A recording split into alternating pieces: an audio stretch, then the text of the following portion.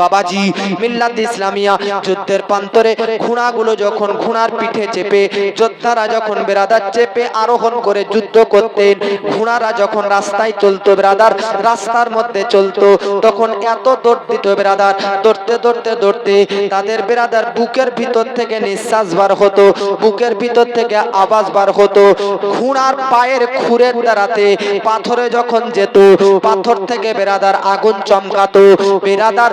এবং সকাল হলে এই ঘোড়াগুলো বেরাদার যোদ্ধাদের শত্রুদের সঙ্গে অ্যাটাক করত এবং শত্রুদের মধ্যে ঢুকে গিয়ে বেরাদার শত্রুদেরকে নিস্ত নাবুদ করে দিত।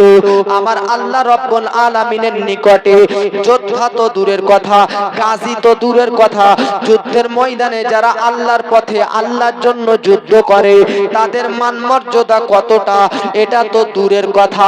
যোদ্ধারা বা আল্লাহর পথে যারা যুদ্ধ করার জন্য ঘোড়ার পিঠে চেপে যুদ্ধ করত, ওই ঘোড়ারই শান শওকাত, ওই ঘোড়ারই মান মর্যাদা আল্লাহ পাক এতটা উচ্চ করেছিল, এতটা উচ্চ করেছিল যে তাদের কথা কুরআনের মধ্যে পর্যন্ত উল্লেখ করেছে। এ বাবাজি আপনাদেরকে বলতে চাই একটা কথা, আপনারা একটু চিন্তা করুন এবং ভাবুন, যখন আল্লাহর পথে যোদ্ধা, আল্লাহর পথে যুদ্ধ করার জন্য যে যোদ্ধারা যেত, ওই যোদ্ধারা যে কোনো একটা ঘোড়ার পিঠে চাপলে ওই ঘোড়াটার পাওয়ার, ওই ঘোড়াটার শান শওকাত বেড়ে যেত। যোদ্ধাদের কারণে ঘোড়ার পাওয়ার যদি এতটা বেড়ে যায়, একবার আমার হযরতে আবু বকর সিদ্দিক রাদিয়াল্লাহু তাআলা আনহুর শান শওকাত পাওয়ার কতটা হবে একবার ভাবুন। যে আবু বকর সিদ্দিক হিজরতের টাইমে আমার নবীকে কাঁধ মুবারকে নিয়েছেন, ঘোড়ার পিঠে চাপার জন্য যদি ঘোড়ার শান শওকাত বেড়ে যায়, তাহলে আবু বকরের পিঠে, আবু বকর সিদ্দিকের কাঁধে নবীজি হিজরতের সময় চেপেছিলেন, তাহলে আবু বকর সিদ্দিকের শান শওকাত কতটা উচ্চ হতে পারে আপনাদেরকে বলতে চাই। মাকামে সবাহা, মাকামে সহবা বলে একটা জায়গা, এই সহবা নামক জায়গার মধ্যেতে হযরতে আলী রাদিয়াল্লাহু তাআলা আনহু নিজের উরু মুবারাকে, নিজের কোল মুবারাকে বেরাদার আমার আপনার নবীজি সাল্লাল্লাহু তাআলা আলাইহি ওয়াসাল্লামকে নিয়ে আরাম করিয়েছিলেন। একবার ভাবুন যে নবীজি হযরতে আলীর কোলে ছিলেন, ওই আলীর শান শওকত আল্লাহ কতটা বাড়াতে পারে, তাহলে আপনারা আর কি ভাবতে পারেন না। একবার হযরতে হালিমা রাদিয়াল্লাহু তাআলা আনহার কথা ভাবুন, যে হালিমার কোলে নবীজি থেকে দুধ পান করেছে, ওই হালিমার শান শওকত কতটা হতে পারে। এবং মা আমিনা রাদিয়াল্লাহু তাআলা আনহার শান শওকত পাবার কতটা হতে পারে, যে মা আমিনা নিজের গর্ভের মধ্যে, পেটের মধ্যে নবীজিকে 10 মাস 10 দিন ধারণ করেছিলেন। জোরে বলে মা আমিনা রাদিয়াল্লাহু তাআলা আনহা, মা হালিমা রাদিয়াল্লাহু তাআলা আনহা। আরে ঘোড়ার পিঠে যদি গাজীরা চাপে, তো গাজীদের নিসবতে যদি ঘোড়াদের শান বেড়ে যায়, তো মা আমিনার গর্ভে নবীজি 10 মাস ছিলেন, তাহলে মা আমিনার শান শওকত কতটা বাড়তে পারে, জোরে বলেন। তাই বেরাদারনে মিল্লাত ইসলামিয়া, নিসবত, লিঙ্ক, কন্টাক্ট, যোগাযোগ এগুলো অত্যন্ত গুরুত্বপূর্ণ জিনিস। একটা কথা ভাবুন, পাথর, খুর, হাওয়া বাতাস নিঃশ্বাস, বিভিন্ন জায়গাতে ঘোড়া পাওয়া যায়, ঘোড়ার কত নিঃশ্বাস প্রশ্বাস বার হয় কোনো ব্যাপার নয়, কত ঘোড়া রাস্তা দিয়ে চলে আগুন চমকায় কোনো ব্যাপার নয়। কিন্তু যুদ্ধের ময়দানে যে সমস্ত ঘোড়াদের, যে সমস্ত ঘোড়ার পিঠে গাজীরা চেপে যুদ্ধ করত, ওই ঘোড়ার শ্বাস, ওই ঘোড়ার খুর, ওই ঘোড়ার পায়ের কথা পর্যন্ত আল্লাহ কোরআনের মধ্যে উল্লেখ করেছে। তো কখনো কখনো দামি জিনিসের, গুরুত্বপূর্ণ জিনিসের, স্পেশাল জিনিসের সম্পর্ক, লিঙ্ক, নিসবত যদি কোনো তুচ্ছ জিনিসের সঙ্গে হয়ে যায়, তো তুচ্ছ জিনিসটা দামি জিনিসের সঙ্গে লিঙ্ক হবার কারণে তুচ্ছ আর তুচ্ছ জিনিসটা আল্লাহর দরবারে উচ্চ হয়ে যায়। জোরে বলুন। সাফা মারওয়া কে চিনতো বা কে জানতো? আল্লাহ কোরআনে এই সাফা মারওয়া প্রত্যেকটা হাজীদের জন্য সাই করা, দৌড় দিয়া ওয়াজিব করে দিয়েছে। সাফা এবং মারওয়া দুটো পাহাড়, প্রত্যেকটা হাজী যারাই হজ করে তারাই ওই বেরাদার সাফা আর মারওয়ার মধ্যে দৌড় দেয়, সাই দেয়। আপনাদেরকে বলি, আল্লাহ রাব্বুল আলামিন এই সাফা মারওয়ার কথা কোরআনে এনেছে, ইন্না সাফা ওয়াল মারওয়াতা মিন শাআইরিল্লাহ। সাফা এবং মারওয়া আল্লাহর নিদর্শন সমূহের মধ্যে একটা নিদর্শন। তো আপনাদেরকে বলতে চাই, সাফা মারওয়াকে কে চিনতো, কে জানতো? আজ প্রত্যেকটি হাজীদের জন্য সাফা মারওয়ার উপর দৌড় দিয়া ওয়াজিব কেন করা হলো? তার কারণ সাফা মারওয়ার সঙ্গে কার সম্পর্ক, কার লিঙ্ক, কার যোগাযোগ? তো যেমন আপনাদেরকে বললাম, ঘোড়ার সঙ্গে যোদ্ধা গাজীদের সম্পর্ক হয়ে যাবার কারণে ঘোড়ার মর্যাদা এতটা বেড়ে যায় যে কুরআনে নাম চলে এসেছে। ঠিক সাফা মারওয়ার সঙ্গে হযরতে ইব্রাহিম আলাইহিস সালামের স্ত্রী হযরতে হাজেরার সম্পর্ক হয়ে যায়। তো সাফা মারওয়ার আজকে মা হাজেরার লিঙ্ক নিসবত পেয়ে প্রত্যেকটা হাজীদের জন্য সাফা মারওয়ার উপর দৌড় দেওয়া ওয়াজিব হয়ে যায়। জোরে বলুন। তাহলে কখনো কখনো তুচ্ছ জিনিসের সঙ্গে দামি জিনিস, বরকতপূর্ণ জিনিসের যখন লিঙ্ক সম্পর্ক হয়ে যায়, ওই জিনিসটা দামি হয়ে যায়। জোরে বলে। আল্লাহ রাব্বুল আলামিন কুরআনের মধ্যে বেরাদারনে মিল্লাত ইসলামী আরো অনেক কিছু নিয়েছেন। আপনারা যারা হজ করতে যান, আরাফার ময়দানে অবশ্যই অবস্থান করেন, অবশ্যই আরাফার ময়দানে যান। একটা কথা মনে রাখবেন, আরাফাত কি, আরাফাত কে জানতো? তো জগৎবাসী আরাফাত শব্দের অর্থ হচ্ছে পরিচিত, অর্থাৎ আরাফার ময়দানে প্রত্যেক হাজীদের জন্য অবস্থান করা জরুরি, না হলে তার হজই সুসম্পন্ন হবে না। তো আরাফাতের সঙ্গে হজের কেন সম্প্রীতি, হজের মধ্যে কেন গণ্য? আজ আরাফাত এত বিখ্যাত, আজ আরাফাত এত দামি কেন হলো? তার কারণ আরাফাতের সঙ্গে হযরতে আদম এবং হযরতে হাওয়া, এই দুইজন আমাদের আদি পিতা আদি মাতার সম্পর্ক লিঙ্ক নিসবত হয়ে গেছিল। তার জন্য আরাফার ময়দানে প্রত্যেকটি হাজীদের জন্য অবস্থান করা জরুরি করে দেওয়া হলো। জোরে বলেন। তো যে কোনো জিনিস নিসবতে নিসবতে অনেক উঁচু হয়, নিসবতে অনেক বড় হয়ে যায়, নিসবতে অনেক উচ্চ হয়ে যায়। আপনি বেরাদারনে মিল্লাত ইসলামিয়া কোরআনের মধ্যে পড়বেন আসহাফে কাহাফের ঘটনা। আসহাফে কাহাফ অর্থাৎ গুহাবাসী 9 জন নেককার ব্যক্তি 300 বছর কম বেশি গুহার মধ্যে বেরাদার ঘুমিয়েছিলেন। আল্লাহ রাব্বুল আলামিন আসহাফে কাহাফের প্রত্যেকটা ব্যক্তিকে জান্নাতি করেন, জান্নাতি সার্টিফিকেট দান করেন। কিন্তু আসহাফে কাহাফের সঙ্গে একটা কুকুরও ছিল। উনারা তো নেককার ব্যক্তি, পরেশগার মুক্তাদি, পরেশগার মুত্তাকিন ব্যক্তি, উনারা জান্নাতি হবে বা জান্নাতি হয়েছে এটা মানা যায়। কিন্তু আসহাফে কাহাফের পাশে একটা কুকুর ছিল, কুকুরটির নাম ছিল কিতমির। এই কিতমিরটাকেও জান্নাতি বলে ঘোষণা করা হয়েছে। এবং এই কিতমিরটা আসহাফে কাহাফ গুহাবাসীর বা গুহার সামনে কিভাবে বসেছিল, তার বসার গঠনটা পর্যন্ত আল্লাহ কোরআনে এনেছে।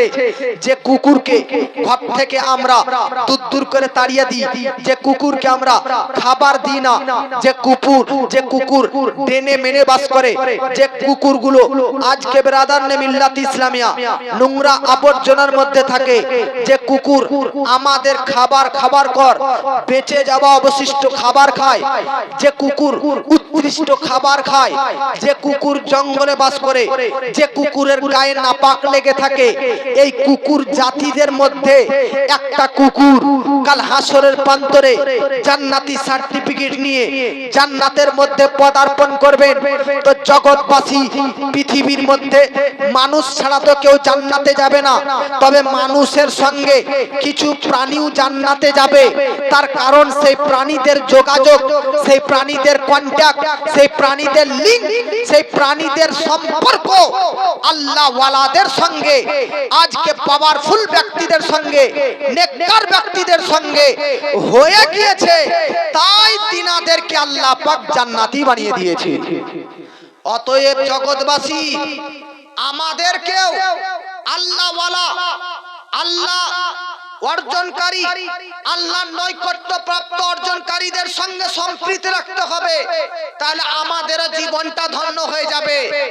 আরে আপনাদেরকে বলি, মসজিদ তৈরি করতেছেন, মসজিদ বানাচ্ছেন, আপনার টাকা, আপনার ব্যালেন্স, আপনার অ্যাকাউন্ট, আপনার অ্যাকাউন্ট থেকে যদি আপনার মসজিদের সঙ্গে সম্প্রীতি হয়ে যায়, তো আপনার অ্যাকাউন্টের সঙ্গে মসজিদের লিংক হয়ে যাওয়ার কারণে আপনার অ্যাকাউন্টের টাকা যেটা দান হবে সেটাও আল্লাহর কাছে জমা হয়ে সেই টাকাটা একদিন হাসরের প্রান্তরে আপনাকে জান্নাতি বানিয়ে দিতে পারে। অতএব ব্রাদার, আজ আপনার জমি জায়গাতে, আজ আপনার বাড়ি ঘরে, বহু জায়গাতে অনেক টাকা ফেসে রয়েছে।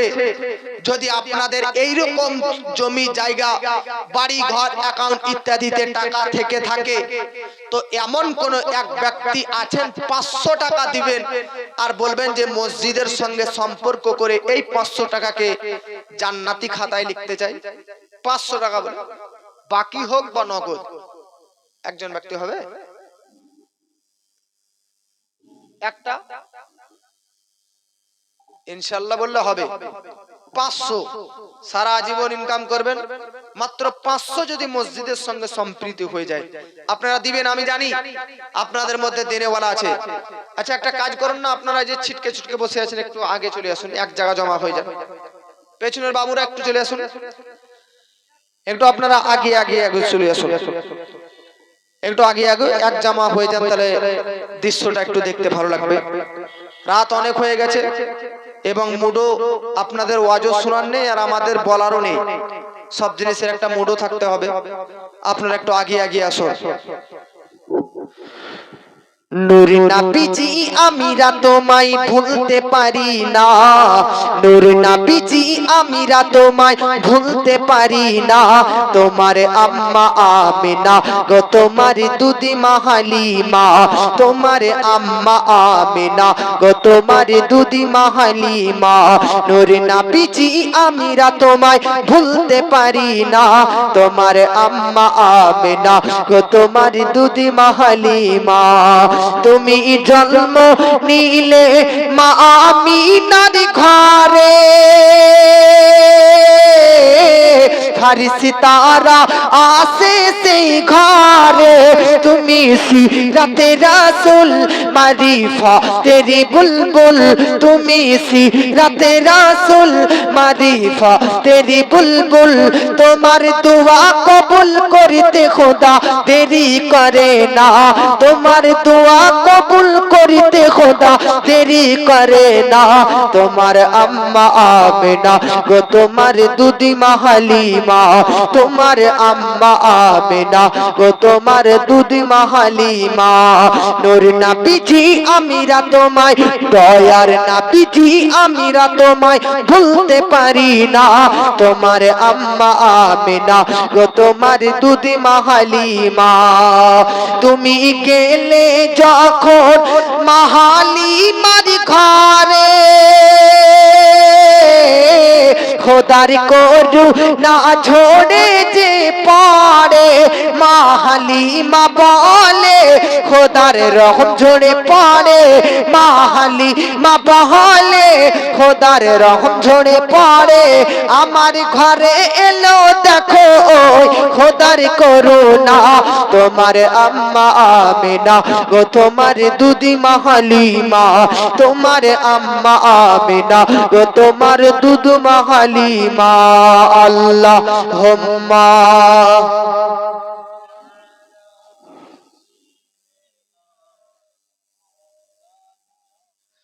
মুহাম্মাদ ওয়া আলা আলি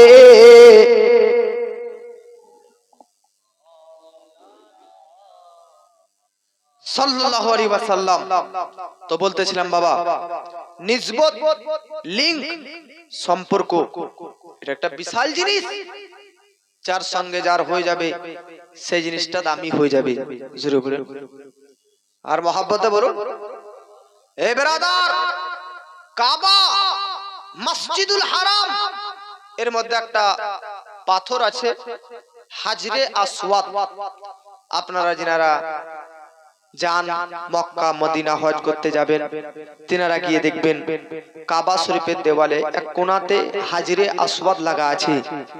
এই হাজরে আসওয়াদটা হযরত আদম আলাইহিস সালাম জান্নাত থেকে যখন পৃথিবীতে এনেছিলেন, পৃথিবীতে এসেছিলেন, তখন এই হাজরে আসওয়াদটা তিনি নিয়ে এসেছিলেন। হযরত আদম নবী জান্নাত থেকে যখন দুনিয়াতে আসেন 7টা জিনিস নিয়ে এনেছিলেন। এই 7টা জিনিসের মধ্যে একটা হচ্ছে এই হাজরে আসওয়াদ।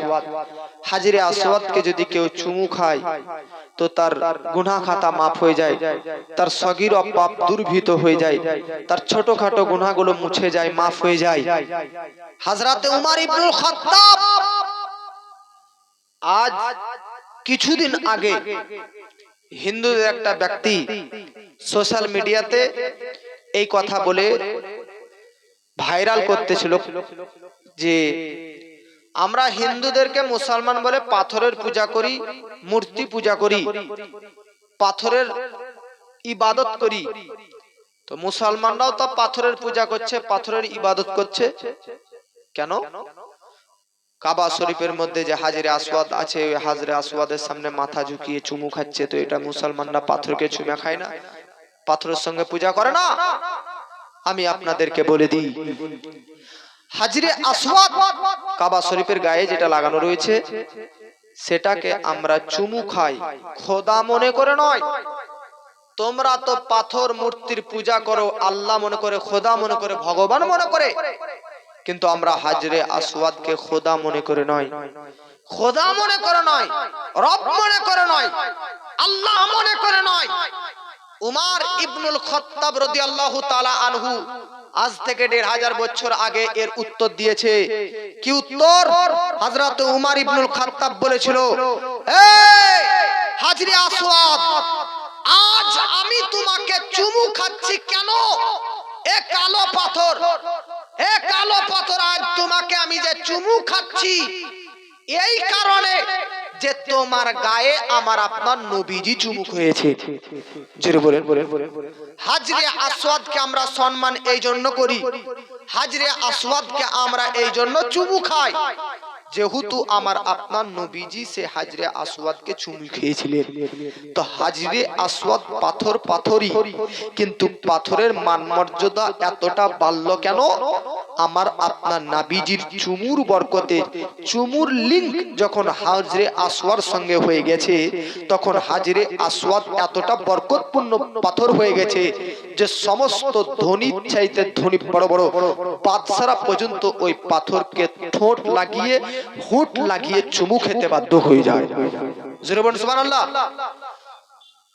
আমরা ভোটার কার্ডের সঙ্গে, প্যান কার্ডের সঙ্গে, বইয়ের সঙ্গে, পাসবুকের সঙ্গে, সব কিছুর সঙ্গে আধার কার্ডের যেমন লিংক করে, লিংক ঠিক বেরাদারনে মিল্লাত ইসলামিয়া প্রত্যেকটি মানুষকে আপনাদেরকে বলি, সম্পর্ক নিসবতের যখন ওয়াজি শুনছেন তখন এই কথাটা মাথায় রেখে দিন।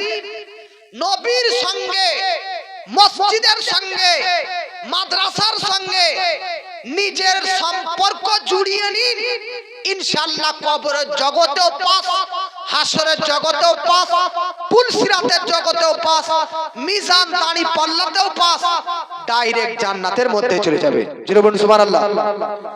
আপনাদেরকে কোরআন থেকে একটা ব্রাদারনে মিল্লাত ইসলামিয়া ঘটনা বলতেছি, যেটা সূরা আল বাকারার মধ্যে লিপিবদ্ধ রয়েছে। বাবাজি, মিল্লাত ইসলামিয়া সম্পর্ক কাকে বলে দেখুন, সম্পর্ক কাকে বলে দেখুন, লিঙ্ক কাকে বলে দেখুন, নিসবত কাকে বলে দেখুন, কন্টাক্ট কাকে বলে দেখুন। পৃথিবীর মধ্যেতে একজন পয়গম্বর ছিল, একজন নবী ছিল বাবাজি, তিনার নাম হচ্ছে হযরতে উযাইর আলাইহিস সালাম। জোরে বলেন মাশাআল্লাহ। একজন ব্যক্তি 200 টাকা দান করেছে, আল্লাহ তিনার দানকে কবুল করুন। পৃথিবীর মধ্যে একজন মহান ব্যক্তিত্বের অধিকারী ছিলেন, এক ব্যক্তি ছিলেন তিনার, আপনারা একটু ধ্যান দেন, দেখুন একটু বুঝতে পারবেন। আমার বয়স যদি 50 হয় তো আমার ছেলের বয়স কি 60 হবে ভাই? জোরে বলুন। আমার বয়স যদি 50 হয় তো আমার ছেলে মেয়েদের বয়স কি 60-70 হবে না 50 এর নিচে হবে? 50 এর নিচে 30 হবে, 25 হবে, 20 হবে। কিন্তু পৃথিবীর মধ্যে একজন ব্যক্তিত্বের অধিকারী ছিলেন, তিনার নিজের তো বয়স 40, কিন্তু বেটার বয়স 120 আর পুতার বয়স হচ্ছে 90। জোরে বলেন। নিজের বয়স কত? 40, কিন্তু তিনার পুত্র, তিনার ছেলের বয়স হচ্ছে 120 আর পুতার বয়স হচ্ছে 90। আপনারা বলবেন হুজুর এটা কিভাবে সম্ভব, কিভাবে পসিবল?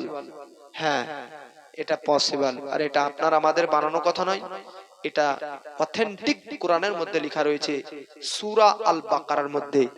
আমি আপনাদের মধ্যে শুরু থেকে ওয়াজ করছি কোরআনের এক একটা আয়াতকে ট্রান্সলেট করে, অনেকে বিরক্ত লাগতে পারে, তবে আপনারা জানুন কোরআনের মধ্যে ওই মহান ব্যক্তিত্বের ঘটনা উল্লেখ করেছেন যিনার নিজের তো বয়স 40 কিন্তু বেটার বয়স 120 আর পুতার বয়স 90। সেই মহান ব্যক্তিত্বের নাম হচ্ছে হযরতে উযাইর আলাইহিস সালাম। তিনি একজন নবী ছিলেন। জোরে বলে। বাইতুল মুকাদ্দাস, এই যে বাইতুল মুকাদ্দাস ফিলিস্তিনের মধ্যে একটা মসজিদ অবস্থিত রয়েছে। বাইতুল মুকাদ্দাসের আরেকটা নাম হচ্ছে মসজিদুল আকসা। আল্লাহ দুনিয়ার মধ্যে সর্বপ্রথম কোন জিনিস তৈরি করেছেন? তো আপনারা জানেন দুনিয়ার মধ্যে সর্বপ্রথম আল্লাহ পাক মসজিদকে তৈরি করেছেন। জোরে বলে। আপনারা সেই মসজিদ তৈরি করতেছেন। দুনিয়ার মধ্যে সর্বপ্রথম মসজিদ তৈরি করেছে। আপনারা বলবেন কোন মসজিদ, কোথায় আছে মসজিদটা? এই মসজিদটারই হচ্ছে মসজিদুল হারাম অর্থাৎ কাবা শরীফ। মসজিদুল হারাম কাবা শরীফই দুনিয়ার সর্বপ্রথম ঘর তৈরি আল্লাহ পাক নির্মাণ করেছেন। মসজিদুল হারাম অর্থাৎ কাবা শরীফকে তৈরি করার 40 বছর পর আল্লাহ পাক ফিলিস্তিনে যে মসজিদটা আছে বাইতুল মুকাদ্দাস বা মসজিদুল আকসা, ওইটা আল্লাহ কাবা শরীফ তৈরি করার 40 বছর পর তৈরি করেছে। জোরে বলেন। আর মসজিদে নববী এটা আমার আপনার নবীজি মক্কা থেকে মদিনা হিজরত করে যাওয়ার পর আমার আপনার নবীজি মসজিদে নববীটা তিনি তিনার সাহাবায়ে কেরামকে মিলে তৈরি করেছিলেন। জোরে বলে। আর মহব্বতে বলেন তো জগৎবাসী ইতিহাসের পাতাতে, হিস্টরিতে এই তিনটি মসজিদের জন্যই সফর করা, নামাজ পড়ার উদ্দেশ্যে জায়েজ রয়েছে। সুবহানাল্লাহ। আপনার পাশে মসজিদ আছে, আপনি বলবেন সিউড়িতে একটা চকচকে ঝকঝকে দুতলা মসজিদ তৈরি হয়েছে, ওইখানে গিয়ে আজ জুম্মার নামাজ পড়বো, চল, যাবে না, নিষেধ আছে শরীয়তে। নিজের মসজিদ ছেড়ে অন্য মসজিদে নামাজ পড়ার উদ্দেশ্যে সফর করে যাওয়া নিষেধ। কোন মসজিদ আপনি বলবেন যে ওই মসজিদে কালিয়াচকে 5 তলা মসজিদ আছে, কালিয়াচকের মসজিদে আজ নামাজ পড়তে যাবো, সফর করে যাচ্ছেন নামাজ পড়ার উদ্দেশ্যে, জায়েজ নেই। তবে পৃথিবীর মধ্যে 3টি মসজিদ রয়েছে যে 3টি মসজিদের নামাজ পড়ার জন্য আপনি সফর করে যেতে পারেন। 1 নম্বর কাবা শরীফ অর্থাৎ মসজিদুল হারাম, 2 নম্বর মসজিদে নববী, 3 নম্বর মসজিদুল আকসা। এই তিনটি মসজিদে যদি মনে করেন যে আমি ওখানে 5 ওয়াক্ত নামাজ পড়বো, তাহলে ওখানে ওই তিনটি মসজিদে নামাজ পড়ার উদ্দেশ্যে নিজের এলাকার সব মসজিদকে অতিক্রম করে সফর করে ওই তিনটি মসজিদে গিয়ে নামাজ পড়লে জায়েজ আছে। এই তিনটি মসজিদ ছাড়া পৃথিবীর আর কোনো অন্য মসজিদে সফর করে নামাজ পড়ার উদ্দেশ্যে এই অন্য মসজিদে যাওয়া জায়েজ যেটা বলুন নেই। আপনাকে আমি বলতেছিলাম মসজিদুল হারাম কাবা শরীফ এটা পৃথিবীর সর্বপ্রথম ঘর। এই মসজিদ আল্লাহ তৈরি করার 40 বছর পর বাইতুল মুকাদ্দাস তৈরি করেছে। বাইতুল মুকাদ্দাস, মসজিদুল আকসা ইহুদি ইসরায়েলরা এখনো পর্যন্ত এই যে ফিলিস্তিনের মুসলমানদেরকে আপনারা দেখতে পান না মোবাইলে সোশ্যাল মিডিয়াতে, এই যে মারামারি করতেছে এই বাইতুল মুকাদ্দাসটাকে দখল করার জন্য, নিয়ে নেওয়ার জন্য। তো বাইতুল মুকাদ্দাস মসজিদুল আকসা জেসে মসজিদ নয়। আপনাদের গ্রামের যে মসজিদটা তৈরি হচ্ছে, নির্মাণ হচ্ছে, বহরমপুর মুর্শিদাবাদের কোন না কোন ভাটা থেকে ইট ক্রয় করে ইট কিনে এনে এই মসজিদ নির্মাণ করা হচ্ছে। কিন্তু বাইতুল মুকাদ্দাস মসজিদুল আকসাকে দুনিয়ার কোন ভাটা থেকে তৈরি করা হয়নি। সমুদ্রের অতল গভীর থেকে হযরতে সুলাইমান নবী জিন্নাতের দ্বারাতে, জিনদের দ্বারাতে তুলে আনিয়ে বাইতুল মুকাদ্দাসকে তৈরি করেছে। জোরে বলে, বড় বড় পাথর সমুদ্রের অতল গভীর নিচ থেকে জিন্দা তুলে এনেছিল, উনি ওই মসজিদটা তৈরি করেছে। আপনাদের গ্রামে যে মসজিদ তৈরি হচ্ছে, আপনাদের গ্রামের রাজমিস্ত্রি, হেড মিস্ত্রি, ইঞ্জিনিয়ার এরাই মানুষরা, কিন্তু বাইতুল মুকাদ্দাস নির্মাণ করেছেন, গড়েছেন জিন জাতিরা। সমুদ্রের অতল গভীর থেকে পাথর তুলে না হয়েছিল, জিন জাতিরা তুলে এনে গড়ে মসজিদটা নির্মাণ করেছিল। আপনাদেরকে এত দূর জানাই, প্রত্যেকটি পাথরের গায়ে, যে কোনো ইটের গায়ে দেখবেন ওই ইটের একটা কোম্পানির নাম লেখা থাকে, থাকে না? থাকে কি থাকে না? কিন্তু বাইতুল মুকাদ্দাস মসজিদুল আকসা যতটা পাথর দিয়ে তৈরি হয়েছে, প্রত্যেকটা পাথরের গায়ে সূরা ইয়াসিন লিপিবদ্ধ ছিল। জোরে বলেন, এ বাবা, পৃথিবীর মধ্যে বাইতুল মুকাদ্দাসের প্রতি ইহুদিদের সর্বদা ষড়যন্ত্র ছিল বেরাদার, যে এই মসজিদটাকে কবজ করে নিব, মসজিদটাকে দখল করে নিব। মিল্লাত ইসলামী আপনাদেরকে বলতে চাই, বাইতুল মুকাদ্দাসকে কয়েকবার বেরাদার ইহুদিরা ফাঁকা করে দিয়েছিল, বিরান করে দিয়েছিল, এবং এই বাইতুল মুকাদ্দাসের আশেপাশে যে সমস্ত মুসলমান থাকতো তাদেরকেও পর্যন্ত হত্যা পর্যন্ত করে দিয়েছিল। এমন একটা সময় ছিল, এটা যুগ যুগ আগে, হাজার হাজার বছর আগেকার কথা, কুরআনের কথা বেরাদার। বুখতে নাসার বলে একটা বাদশা ছিল, ওই বাদশাটা বেরাদার বাইতুল মুকাদ্দাসটাকে ফাঁকা করে দিয়েছিল। বাইতুল মুকাদ্দাসকে ফাঁকা করা মানে বাইতুল মুকাদ্দাসের সঙ্গে যত মুসলমান জড়িত শরীতে ছিল সব মুসলমানদেরকে মার্ডার এবং হত্যা করে দিয়েছিল বেরাদার। মার্ডার এবং হত্যা করার কয়েক বছর পর ওই রাস্তা দিয়ে পৃথিবীর মধ্যে একজন পয়গম্বর, একজন নবী হযরতে উযাইর আলাইহিস সালাম, হযরতে উযাইর নবী ওই মসজিদের সাইড দিয়ে যাচ্ছেন, ওই মসজিদের সাইড দিয়ে যাচ্ছেন, বাইতুল মুকাদ্দাসের সাইড দিয়ে যাচ্ছেন, বাইতুল মুকাদ্দাসের পাশ দিয়ে যাচ্ছেন। আজকে কয়েক বছর আগে বুখতে নাসার বলে বাদশা মানুষদেরকে, মুসলমানদেরকে মেরে মেরে শরীরকে দ্বিখণ্ডিত করে দিকে দিকে তাদের মাংসগুলো ছিটকে ছুড়িয়ে দিয়েছিল বেরাদার।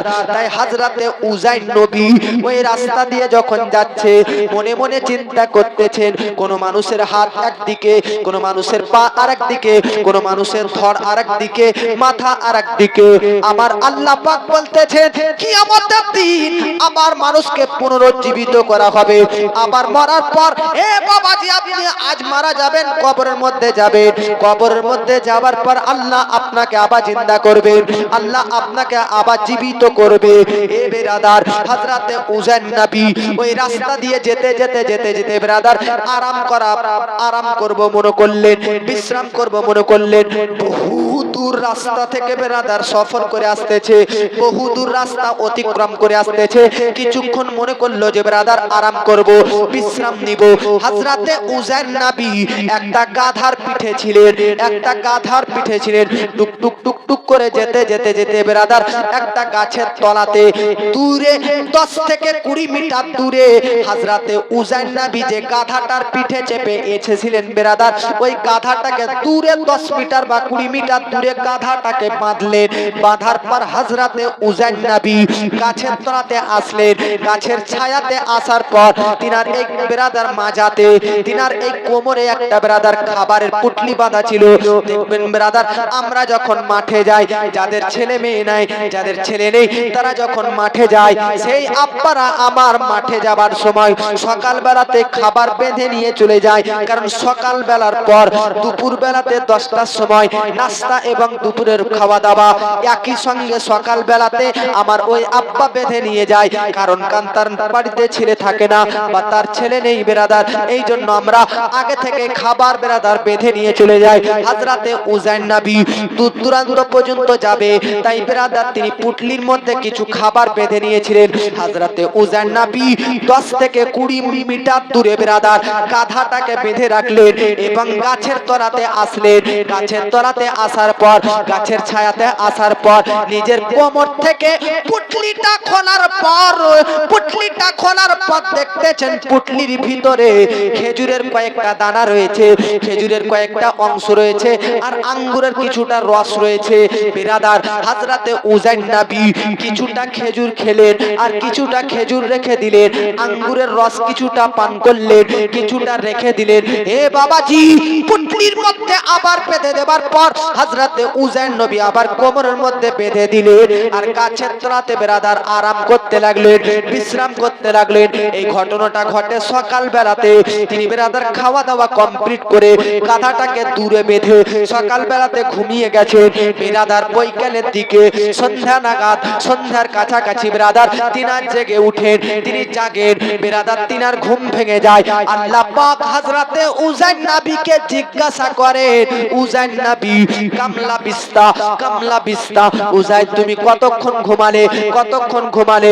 হযরতে উজাইর নবী মনে মনে চিন্তা করতেছে, সকাল বেলাতে ঘুমিয়েছিলাম, এই তো বৈকালে উঠলাম, হতে পারে একদিন নতুবা একদিনের কিছু অংশ, একদিন নতুবা হাফ দিন। হযরতে উজাইর নবী আল্লাহকে বলতেছে, লাবিস্তু ইয়াওমান আও বা'দা ইয়াউমিন, আল্লাহ পাক পরবর্তীগার, আল্লাহ গো আমি একদিন অথবা হাফ দিন ঘুমালাম। কারণ হযরতে উজাইর নবী মনে মনে চিন্তা করতেছে, সকাল বেলাতে তো গাধাটাকে বাঁধলাম আর কিছুটা আঙ্গুরের রস এবং খেজুরের কিছুটা দানা খাবার পর পুটলিটা মাজায় বেঁধে তো আমি ঘুমিয়ে গিয়েছিলাম, এই তো বৈকালে আমার জাগলাম, এই তো বৈকালে ঘুমটা ভাঙলো।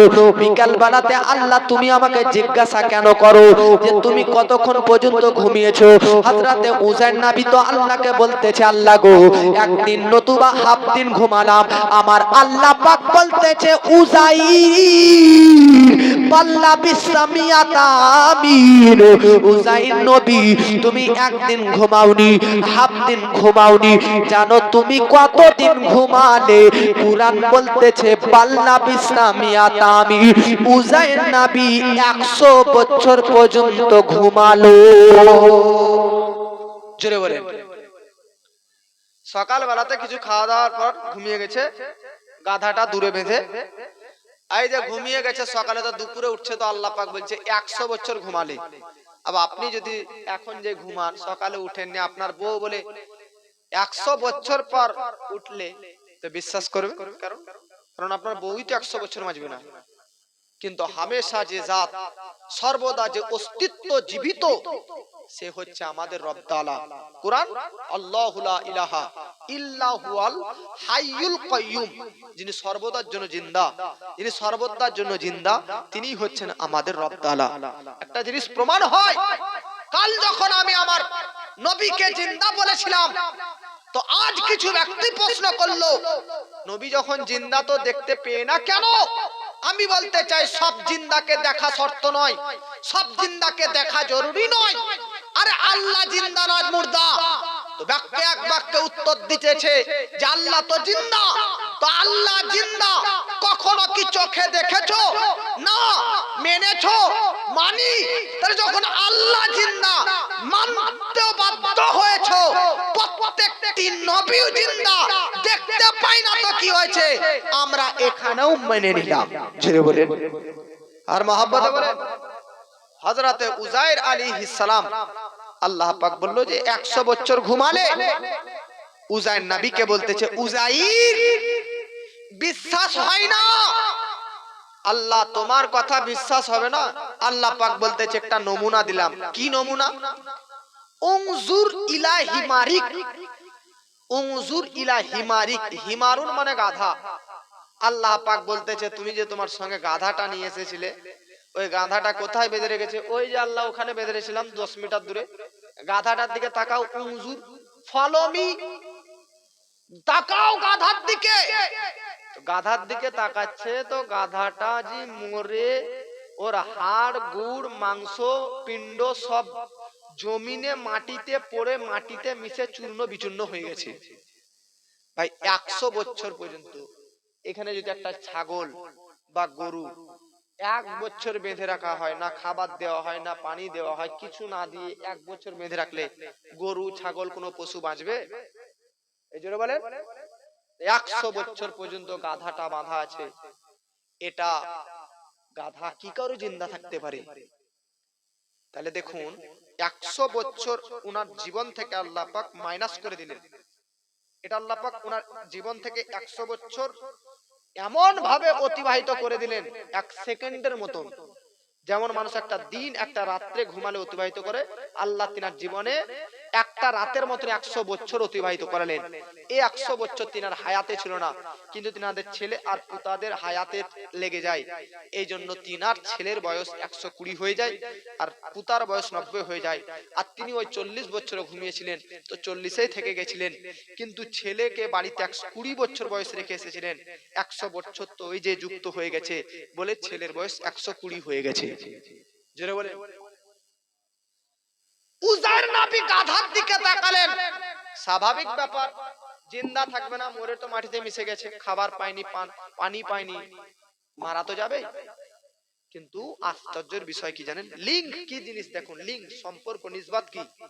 আল্লাহ পাক কোরআনের মধ্যে বলতেছে উনজুর ইলা তুআমিক ওয়া শারাবিক। আচ্ছা, খাবারের পুটলিটা যে বেঁধে এনেছিল, ওই খাবারের পুটলিটার দিকে তাকাও তো একটু।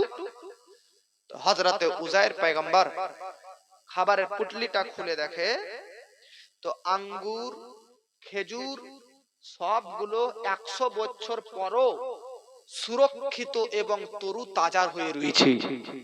জোরে বলে। ভাই আপনি যদি আজ 1 কেজি খেজুর কিনে আনেন বা 1 কেজি আপেল কিনে আনেন বা 500 আঙ্গুর কিনে আনেন, ওই আঙ্গুর বা আপেলকে যদি ফ্রিজেও ভরে রাখেন 1 বছর পর ওই ফল আর থাকবে না, পচে যাবে। জোরে বলো না ভাই। ফ্রিজে ভরে রাখলেও যদি পচে যায়, 1 বছর দূরের কথা, 1 মাস রাখলে পচে যাবে।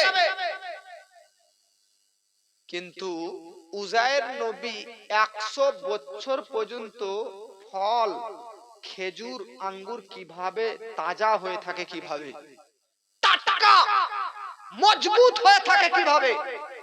গাধা মরে গেছে, পচে গেছে, মাটিতে মিশে গেছে, মানলাম, কিন্তু খাবারগুলো কেন পচেনি? তো আল্লাহ পাক জগৎবাসীকে বুঝাচ্ছে, জগৎবাসী উযাইর নবীর খাবারের মতন তার গাধাটাও 100 বছর পর জিন্দা থাকতো, কিন্তু 100 বছর পর্যন্ত সে এই জন্য জিন্দা থাকেনি, মরে গেছে, পচে গেছে।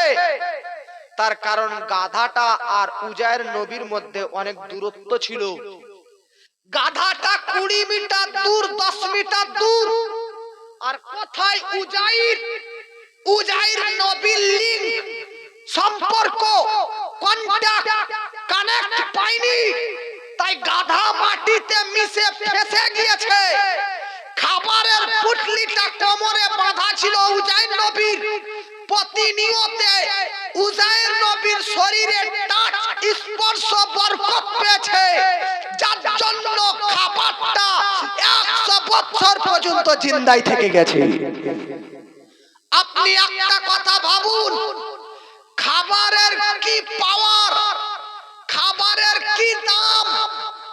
খাবারের সঙ্গে নবী উজাইর সম্পর্ক হওয়ার কারণে যদি 100 বছর পর্যন্ত খাবার জিন্দা থাকতে পারে, আপনাদেরকে বলি নবীর সঙ্গে, সব নবীদের নবী মুহাম্মাদের সঙ্গে যোগাযোগ লিঙ্ক রেখে মারা যান, কবরের মধ্যে আপনার নামের আধার কার্ড মুছে যাবে, কিন্তু আপনার কবরের মধ্যে আপনার দেহটা অক্ষত অবস্থায় থেকে যাবে। জোরে বলেন, মহব্বতে বলেন। বিরাদার, উজাইর নবীর সঙ্গে যেমন খাদ্র সম্পর্ক লিঙ্ক হওয়ার কারণে নিসবতে যদি খাবারটা জিন্দা থাকে, আমরা যদি নবীকে মহব্বত করে মরতে পারি, নবীকে যদি প্রেম করে মরতে পারি, তাহলে কবরের জগতে আমাদের শরীরকে মাটিতে খাবে। জোরে বলেন, এই জোরে বলেন, খাবে। বিশ্ব বিখ্যাত ইমাম আহমদ বিন হাম্বল রহমাতুল্লাহ আলাইহি, जिनार जन्म 164 हिजरीते, आज থেকে 1200 বছর আগেকার इमाम अहमद बिन हम्बल रहमतुल्लाह अलैहि, যিনি কম বেশি 10 থেকে 12 লক্ষ হাদিসের হাফিজ। इमाम अहमद बिन हम्बल हाम्बली मजहबेर इमाम, जेमन आमरा हानाफी मजहबेर इमाम आजम अबू हानिफा, तेमन हाम्बली मजहबेर इमाम अहमद बिन हम्बल रहमतुल्लाह अलैहिर इंतेकालेर पर दाफन करा হয়। दाफन करार पर 250 বছর পর তিনার কবরকে খোলা যায়, তো তিনাকে দাফন করার 250 বছর পর কবর খোলা যায়, তো শরীর তো দূরের কথা কাফনকে পর্যন্ত মাটিতে টাচ করতে পারেনি। নারায়ে তাকবীর, नारे रिसालत, मसला के आला हजरत जनाब नासिर साहेब 1000 টাকা দাতা। ভাই আপনাদের মধ্যে 500 টাকা ওই যে বললাম হবে না, একটা যুবক। আচ্ছা মা বোন, আপনাদেরকে আমার তরফ থেকে রিকোয়েস্ট, আপনাদের মধ্যে এদিকে সব মহিলাদেরকে মমতা ব্যানার্জি লক্ষ্মী ভান্ডার টাকা দেয় কি দেয় না? অতএব মা বোন আপনাদেরকে বলতে চাই, আপনারা মুক্ত হস্তে প্রাণ খুলে দিল খুলে 500 টাকা করে 5টা মহিলা আনুন। আপনারা হয়তো আমাকে দেখতেছেন, আপনাদেরকে আমি দেখতে পাই না, এটা ভালো ব্যাপার। তবে আপনাদেরকে বলি মা বোন, আপনাদের মধ্যে 5টা মহিলা আসুন। কোন একটা যুবক ভাই মহিলাদের মধ্যে জানতো, কেউ যদি বলে, কোন একটা যুবক যাও, উঠে যাও, কোন একটা যুবক যান, আমার মা বোনরা অবশ্যই দিবেন। ওনারা অনেক মা বোনরা মেলা, অনেক মা বোনরা এদিকে ওদিকে না ঘোরাফেরা করে জালসা শ্রবণ করতেছেন, এটা খুবই ভালো বিষয়।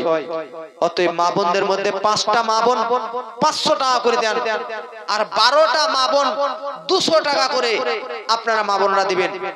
12টা মহিলা 200 টাকা করে জমা দিবেন, আর 5টা মহিলা, খুব খাস মহিলা, খুবই খাস জিনাদা আছেন, তিনারা 5টা 500 টাকা করে দিবেন।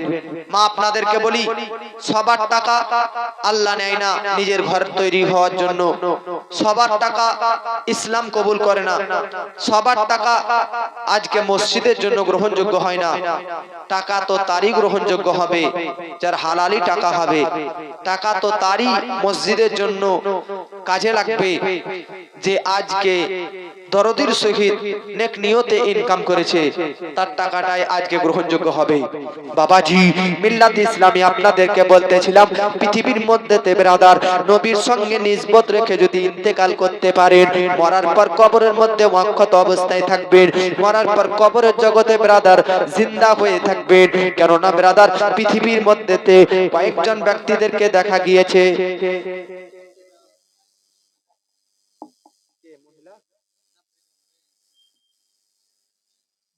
কি নাম মাশাআল্লাহ একজন 500 টাকা দিয়েছে আর একজন 100 নারে তাকবীর বেনামে দিয়েছে। আল্লাহ পাক তিনার দানকে কবুল করুন, বলুন আল্লাহুম্মা আমিন।